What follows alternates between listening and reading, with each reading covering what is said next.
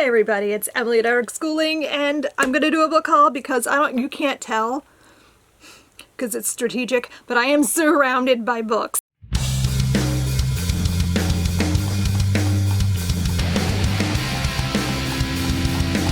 These are books that I bought over the last 2 months. It's gotten out of hand again. I always say I'm not gonna buy a lot of things, and then what do? I buy a lot of things. Let's just roll through here. Some of these I bought for level 7. For example, Race to the Bottom of the Earth, Surviving Antarctica, I purchased as a potential for the level 7 update. Level 7 for Build Your Library is a world geography year. I needed to replace the book I used currently, which is about Antarctica, and I've been looking for something, and I found this. I think somebody recommended it to me.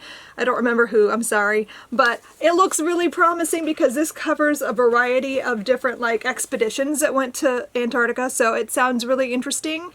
I'm hoping it's good. I also, for this level, bought Older Than Dirt, A Wild But True History of Earth by Don Brown. I really like Don Brown's comics. They're really fun and informative.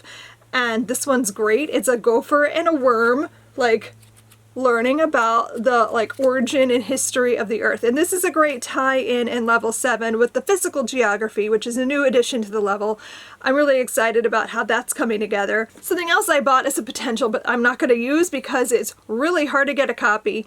It took forever for me to get this book. I ordered it and it didn't ship for a month and a half, so it's hard. It's not out of print, I don't think, but it's just difficult to source. And that is Children of Israel, Children of Palestine, Our Own True Stories by Laurel Holiday. I love things like this because it interviews real children and it talks to both sides. So you get both sides of the story, which I think is really important when studying events and in history of this nature, that you need to know what's happening on both sides. So I really like the concept of this. I have not read it yet though because it only arrived a week ago, but I'm hoping to pick this up soon. I picked up the As Bright as Heaven by Susan Meisner. I have another one of her books.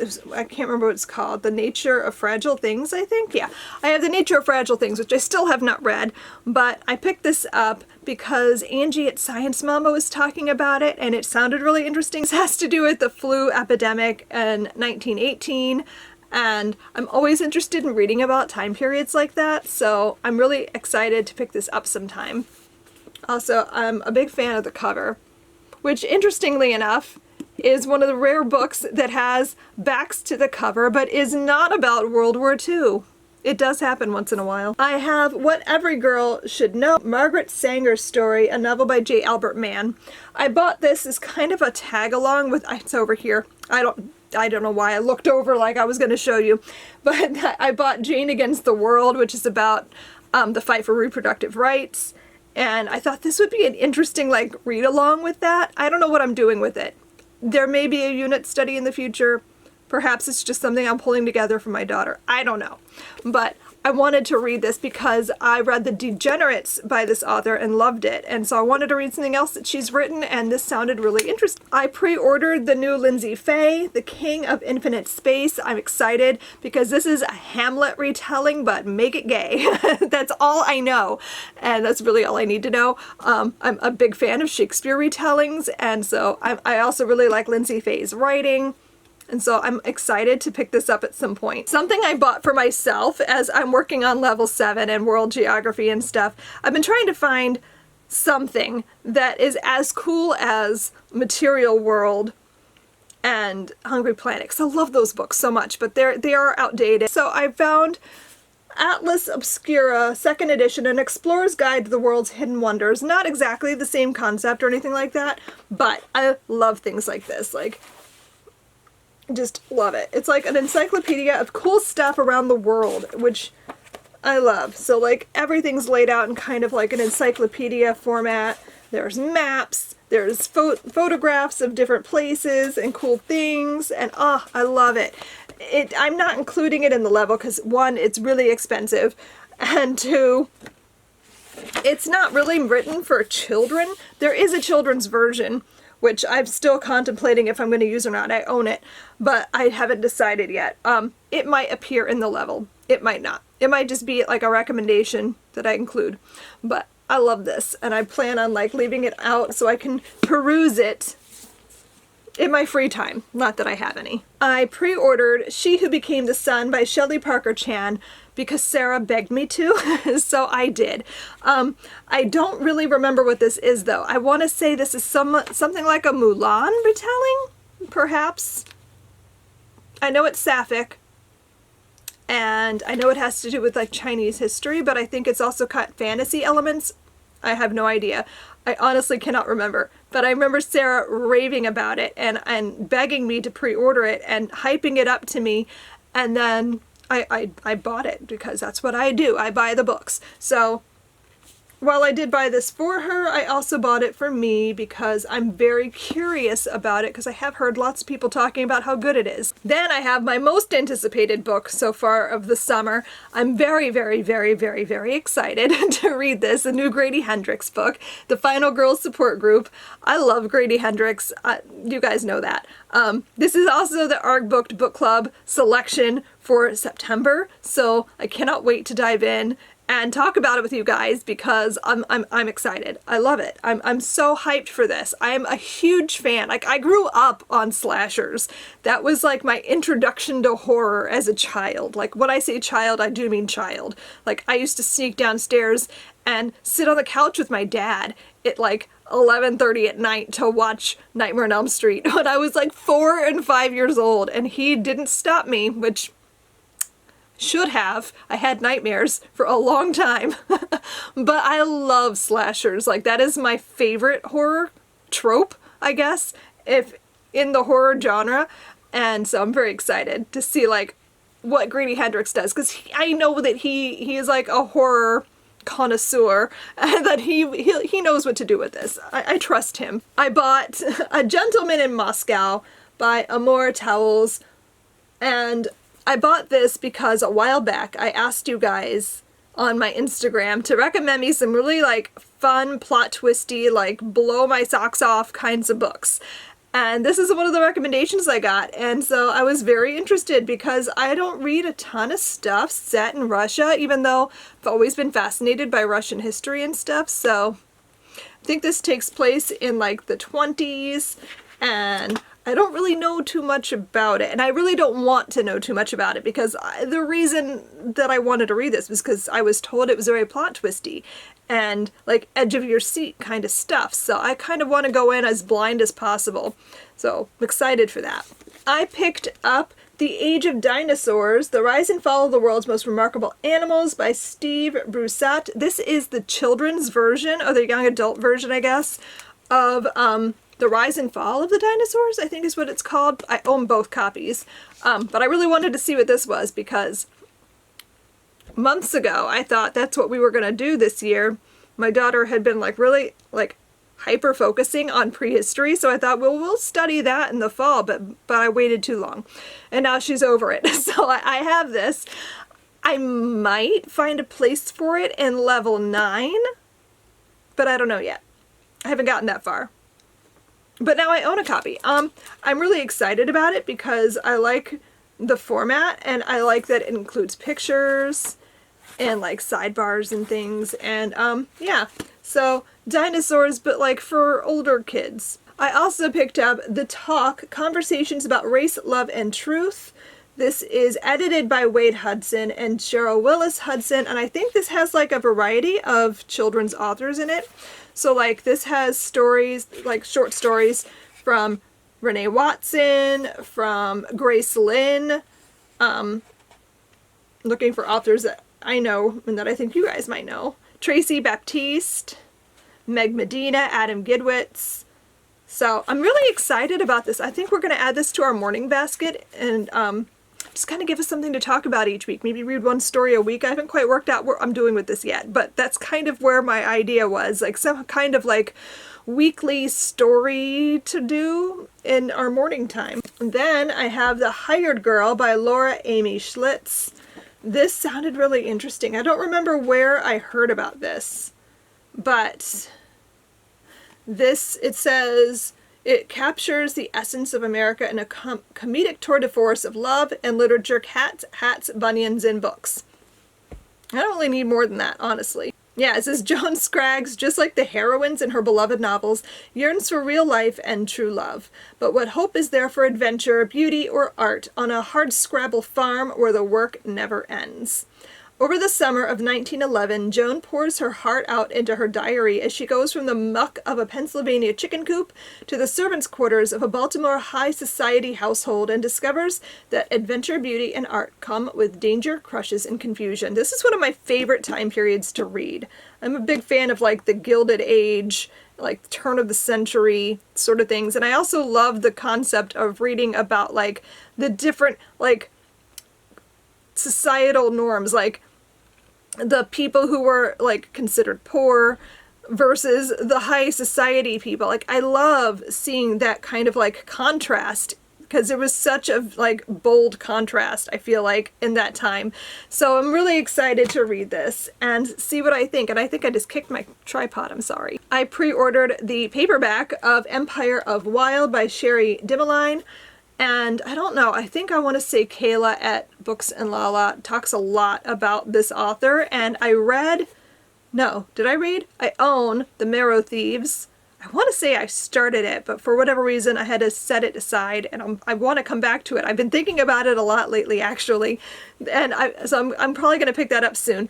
But then I've heard really interesting things about this. I want to say this has to do with, is this werewolves? Yeah, the Rougarou, a werewolf-like creature, and it's indigenous. I'm really interested in that. Like, I've not read very many werewolf things, and so I'm really interested to pick this up sometime. Also, a recommendation from my Instagram poll that I asked like people to give me recommendations for books that would like keep me on the edge of my seat and have lots of plot twists. A lot of people recommended Frederick Bachman's Anxious People. I've never read anything by Frederick Bachman. I've heard about him. I know lots of people love his writing. It's not something I've ever like never gravitated towards. I don't know. I just kind of don't read a lot of contemporary type stuff, and I feel like that's what he generally writes. Particularly the fact that these are like real people, usually if I read something that's contemporary, there's an element of fantasy or magic or science fiction to it. So this was just not on my radar, but you guys have convinced me that I should try something by him, so I picked this up. I don't really know anything about it beyond that there's anxious people in it. I can relate. I picked up The German Girl by Armando Lucas Carrera. I was intrigued by this because it's set in Cuba. I want to say this has to do with a Jewish girl from Germany, leaving Germany like just before World War II starts and like getting out and escaping to Cuba. And then in the future, like in 2014, somebody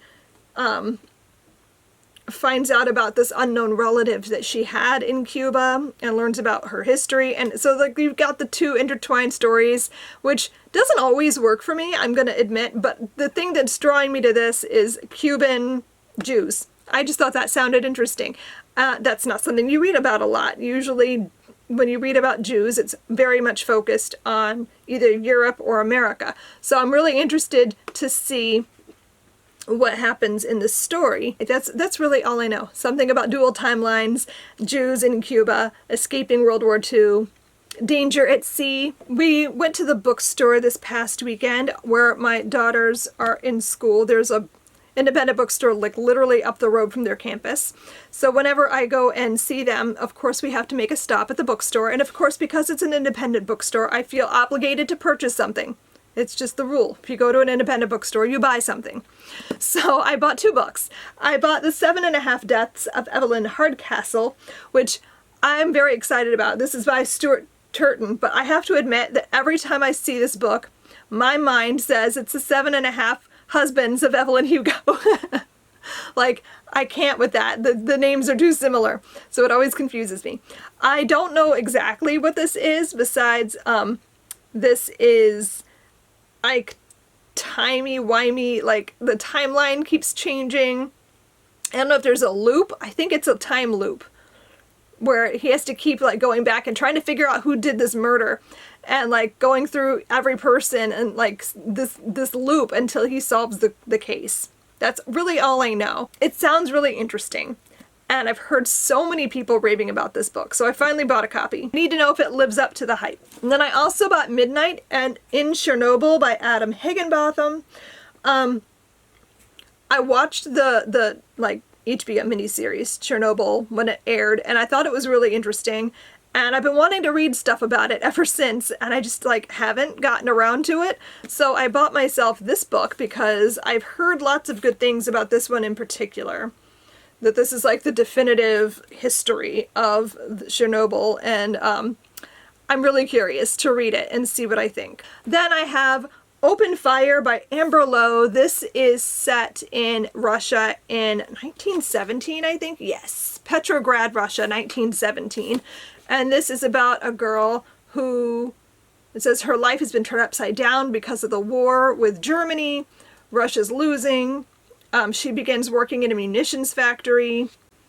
So historical fiction about like what life was like for regular people during the Russian Revolution, during World War I. It sounds really interesting, and I was just drawn to this cover. I don't know why, but it speaks to me somehow. I bought Mrs. England, and I ordered this from Book Depository because apparently you can't get it in America. I don't know where I heard about this. I feel like somebody was talking about it somewhere because they put it on my radar. I don't know. But I'm very intrigued. First of all, this cover is just beautiful. It's art. I love it. This has to do... It's set in West Yorkshire in 1904. And it has to do with a newly graduated nurse taking a position to look after some children for a wealthy couple. So it's like a governess situation. And I don't really know what the mystery is here, but it says it's simmering with slow-burning menace, and I'm very intrigued. I'm very excited to pick this up because it sounds really fun, and I love the time period. I love the place it's set. I love stories like about governesses and weird children and that sort of thing, so I'm looking forward to this. I bought The Push, a novel by Ashley Audrain. I don't remember who I saw talking about this. It was a booktuber. Maybe it was Chandler Ainsley, perhaps, talking about this. I don't know, but I was intrigued. This is like a thriller that has to do with motherhood, and I don't always like domestic thrillers because sometimes I find them too, like, I don't know, too ordinary, and I'm not interested in that. But motherhood is a different story. I don't want to read about marriages falling apart, but I'm always interested in reading about, like, parenting gone wrong, kind of, I guess. I don't know. I don't know why, or what that says about me. But this sounded interesting because this is about, like, it says it's a tense page-turning psychological drama about making and breaking of a family, and a woman whose experience of motherhood is nothing like what she'd hoped for. I guess this has to do with a woman who had, like, a really terrible experience with her own mother growing up, and now she becomes a mother and struggles. So it sounds interesting, and I'm really excited to read a thriller that I might actually enjoy. Then somebody recommended I pick up Pages and Company, The Book Wanderers by Anna James, and I cannot pass up a book about books. Like, yes please. So this is about a little girl who loves to visit her grandparents' bookstore, but then her favorite characters, Anne of Green Gables and Alice from Wonderland, start showing up at the shop. They leave their books. They can wander and take her into stories, and I'm here for this so much. That is like my childhood dream, is to be able to, like, actually converse with my favorite childhood heroines. Anne of Green Gables, are you kidding me? I would love that so much. So I'm very excited. I don't know what I'm going to do with this. If I'm just going to, like, indulge myself and read it, or if I'm going to read this with my daughter. She doesn't know Anne of Green Gables yet, so I don't know if that's like the first introduction I want her to have. So I might just, this is for me. Let's be honest. I'm going to read this and I'm going to enjoy it. I have Breeding Sweetgrass by Robin Wall Kimmerer. This has been on my radar for a really long time, and I don't know what made me purchase it. Like, I don't have a reason to pick this up right this minute, but I just, like, I don't know. I saw it and I decided I should have this. on my bookshelves. This is Indigenous Wisdom, Scientific Knowledge, and the Teachings of Plants. So I think this is going to go into my like personal morning basket, because I've been wanting to like be more intentional about reading nonfiction, because it's a thing that I like reading and I enjoy nonfiction quite a lot. I just never pick it up because I have too many other things to read. So like I have a ton of nonfiction on my shelves and I keep adding to it, but I'm just struggling to find a way to add it into my day-to-day. So I've decided that this like for the rest of this year and into next year, I'm going to try to have one nonfiction going at all times and eventually work through all the stuff on my shelves. But this sounds really interesting. I love that it's from an Indigenous perspective, and so there's like lots of like historical tidbits and like Indigenous cultural type things. I have Our Woman in Moscow by Beatrice Williams. I've purchased another book by this author but have not read it. Story of my life. I'm like, oh, I'm going to buy all the things this author's ever written and never read any of them. I don't know. Again, you can probably see that there's a lot of Russia going on in my stacks. I don't know why I'm suddenly on a Russia kick, but here we are. So this is set in 1948. So after World War II, we're following Iris Digby, who's vanished from her London home with her American diplomat husband and their 2 children. The world is shocked by the family's sensational disappearance. Were they eliminated by the Soviet intelligence service? Or have the Digbys defected to Moscow with a trove of the West's most vital secrets? And then 4 years later, Ruth McAllister receives a postcard from the twin sister she hasn't seen since their catastrophic parting in Rome in the summer of 1940, as war engulfed the continent and Iris fell desperately in love with an enigmatic U.S. Embassy official named Sasha Digby. Within days, Ruth is on her way to Moscow, posing as the wife of counterintelligence agent Summer Fox in a precarious plot to extract the Digbys from behind the Iron Curtain. But the complex truth behind Iris's marriage defies Ruth's understanding, and the sisters race towards safety. A dogged KGB officer forces them to make heartbreaking choices between 2 irreconcilable loyalties. So, this sounds really interesting. I always hear good things about this author, so I'm intrigued. In my quest to find books for level 7, I bought a couple different things that I'm actually not going to use any of these in the level, but I'm interested in reading all of them. So, the next 4 books were all purchased with level 7 in mind, and then turned out to be things that are not going to work for level 7 at all. First of all, I have Don't Sleep, There Are Snakes, Life and Language in the Amazonian Jungle by Daniel L. Everett. This one I was intrigued by because this is a man who starts out as a missionary and becomes obsessed with the language of the native peoples in the Amazon. That he's working with this tribe and he's trying to convert them to Christianity, but like he becomes obsessed with their language and decides throughout the course of his mission that he doesn't actually believe in God. And like just wants to be among these people. So I'm intrigued. I've heard it's really interesting, but I've also heard it's very scattered and hard to follow at times. So definitely not really for level 7, but I was very intrigued and I really want to read this. I also have Motoring with Muhammad, Journeys to Yemen and the Red Sea by Eric Hansen. This has to do with a man like traveling through the Middle East, I guess.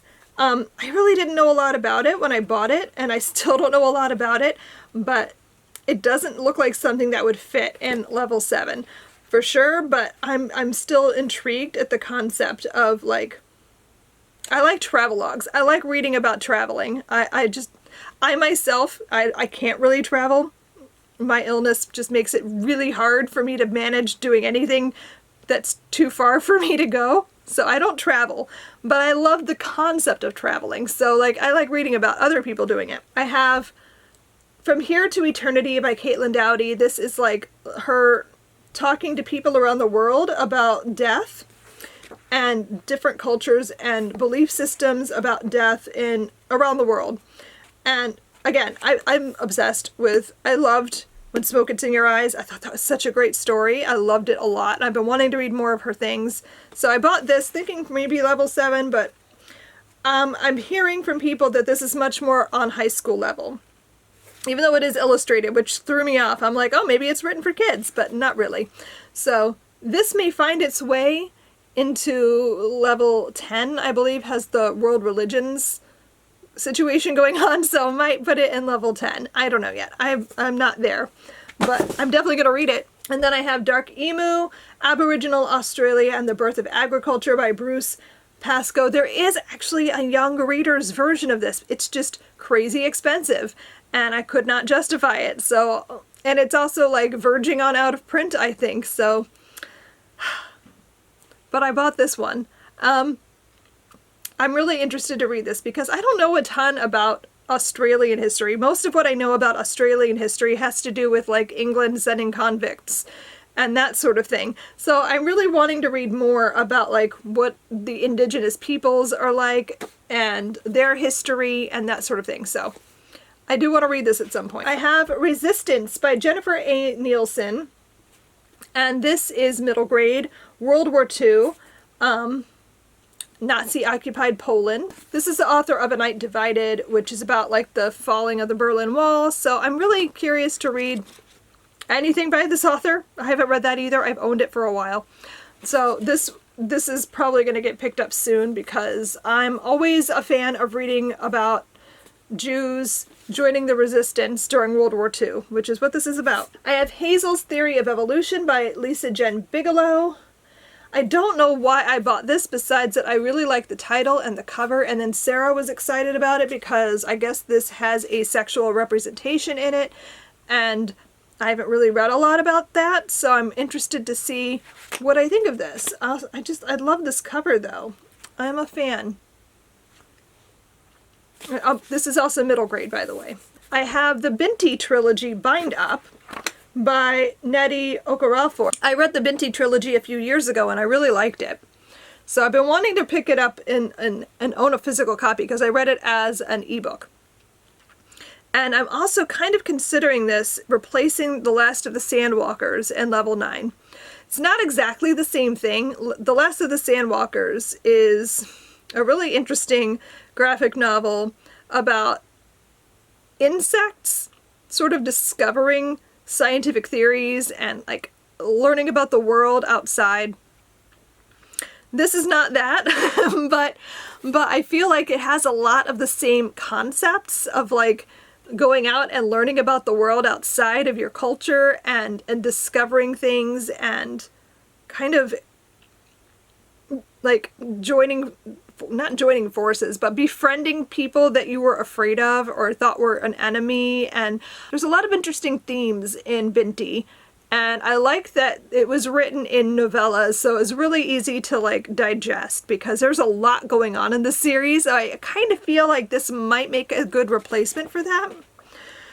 But I'm still thinking about it. I don't know when I'm going to get to the level 9 update. It's not going to happen probably for several months, but this is on my radar as a replacement for The Last of the Sandwalkers. So if you're doing level 9 and you're wondering what to do when you can't get a hold of a copy of that, Binti might be a solution. So my youngest is 7th grade this year, which is a lot, but she has expressed an interest in doing more art studies. She wants to be an artist. It's just the theme in my family, apparently. All of my kids are very artistically oriented. Sarah's a creative writing major and wants to be an author. Robbie and Riley are both really into art right now and art design and like graphic arts and illustration. Like they both want to do graphic novel art and that kind of thing. And Regina has her own webcomic that she does and is very interested in pursuing arts as a career. So anyway, in my quest to find things for her, I have 2 things here. I don't know what we're going to do with them yet, but I have Women in Art, 50 Fearless Creatives Who Inspired the World. I've discovered as we study art that a lot of the artists mentioned in most art books for kids are men, and I really wanted to show her that women are artists too, obviously.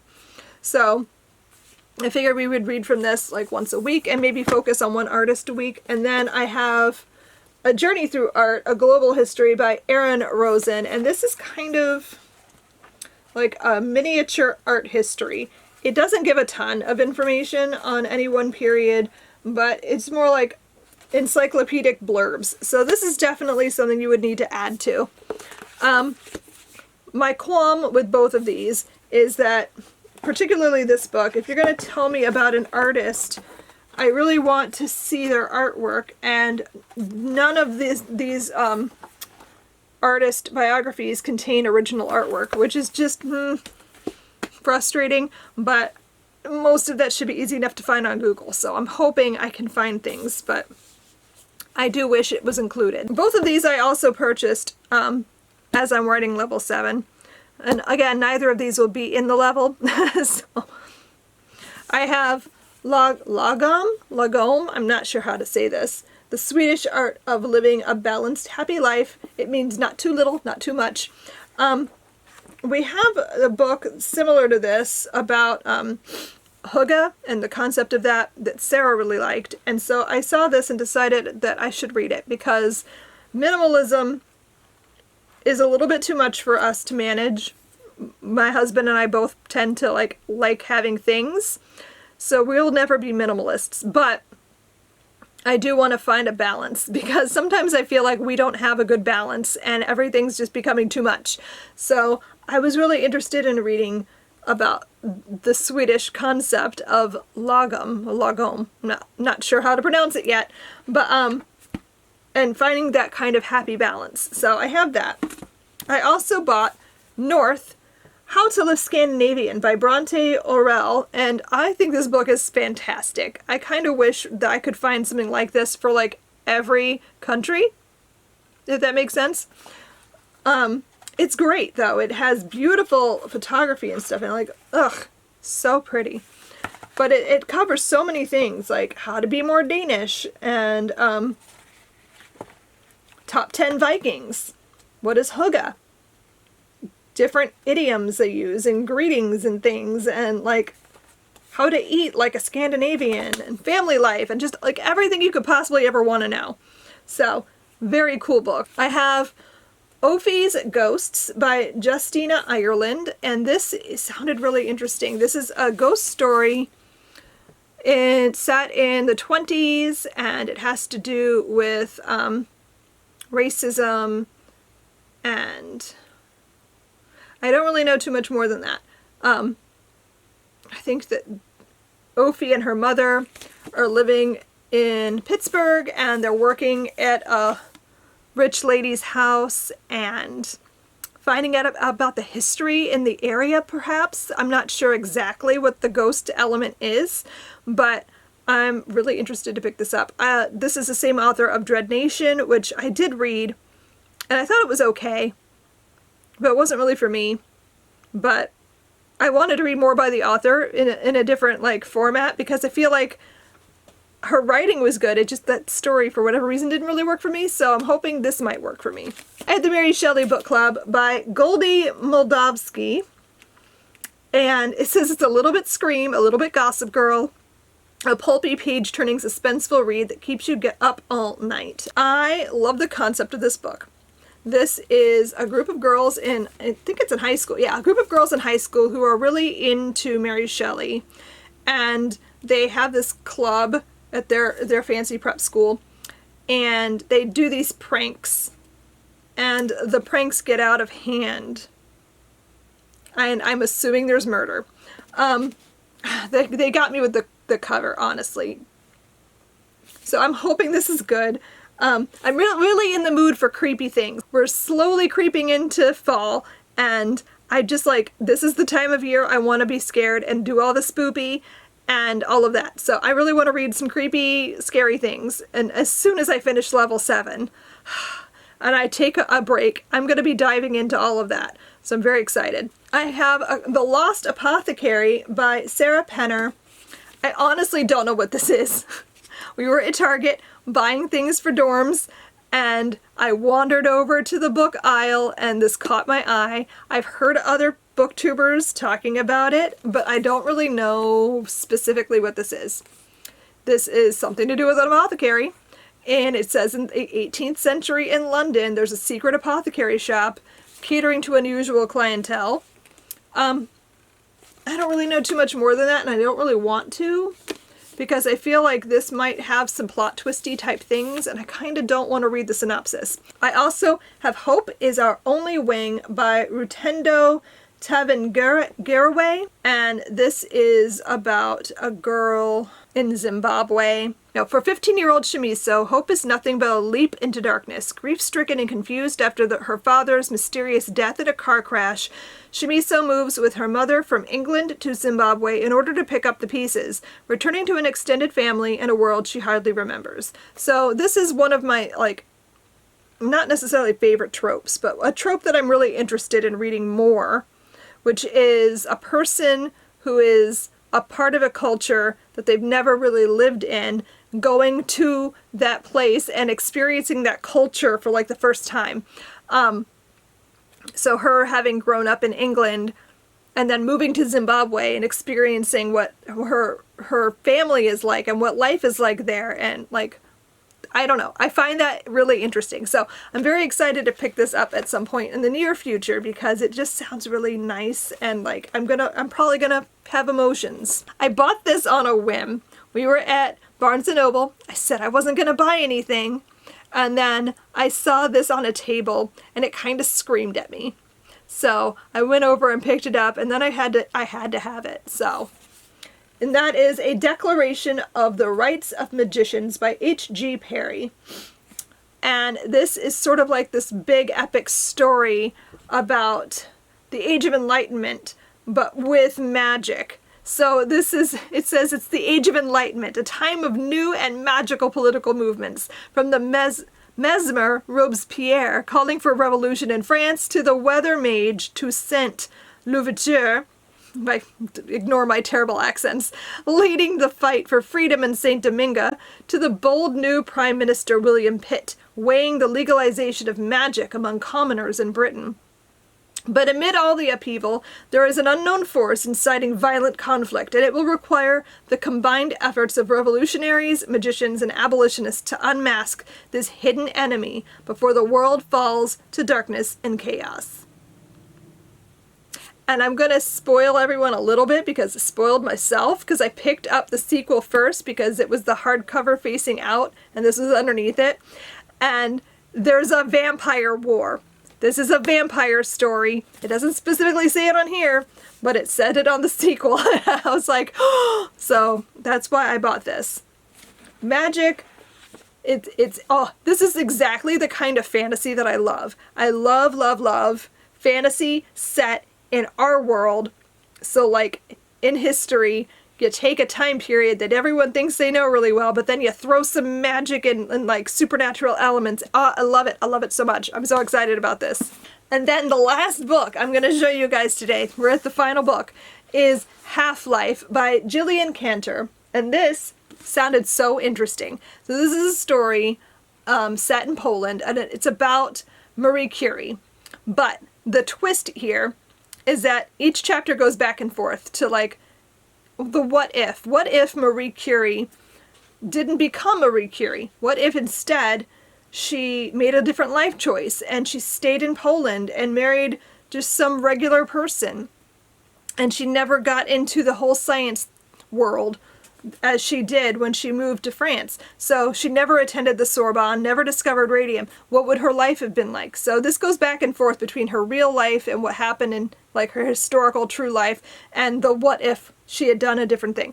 I'm a big fan of like stories that do that. What if this person did this differently? And what, like, I always think about those kinds of things. Like, what if I had made this choice differently? What would my life be like? So this sounded fascinating. I have another book by Gillian Cantor that I've never read. I don't know why. It stares at me sometimes on the shelf and I'm like, I should read that. It's Margot, which is a story about what if Anne Frank's sister Margot survived and came to America, changed her name, and witnessed like the world falling in love with Anne and her diary and all of that, but nobody knew that Margot was Margot Frank. And like how would her life look like? So I find it fascinating. Like, the concepts are great, so I'm hoping this is good. And eventually I'm going to pick up Margot because I keep staring at it on the shelf. Part of me is afraid to read it because Anne is such a special, like, person to me. Like, I have this deep emotional connection to Anne Frank, so I'm kind of afraid to read Margot, even though I own it.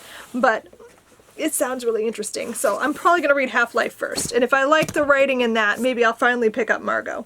I am not in any way, shape, or form going to pick up all these books for you. I did count beforehand, and this is like 40-something books. Is it 41? I think it's 41 or 42. I cannot remember now. But I bought all the things, and I'm not going to pick them up because I'll hurt myself. But I hope you enjoyed this video.